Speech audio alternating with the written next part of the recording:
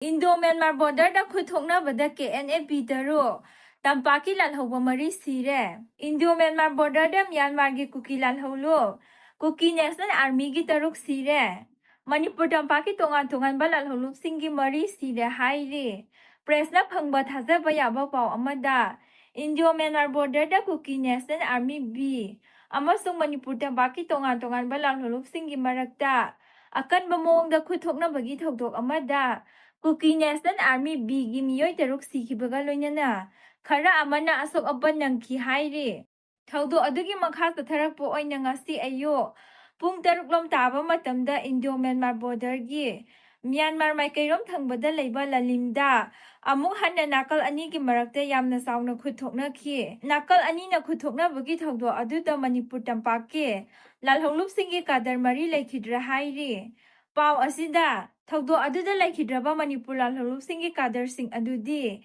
People's Liberation Army gi kadar ama Pripak Pro gi kadar ama KCP gi kadar ama di atopa kadar ama dudi sabsana khangba ngamdre khut thoknabagi thaudo aduda laikhidraba PLA gi kadar adu Captain Gulu oiramba yai haire aduga thaudo aduda KNA B gi kadar singna phakhiba kadar adugi mapana mitei aduga mamana lushaini haire Hauzik khut thoknabagi thokdok thokpham oiriba Indo Myanmar border da tongan ba lalhoulup singi marakta yamna sauna ungkhatnaba leiri haina su paw asina makha tari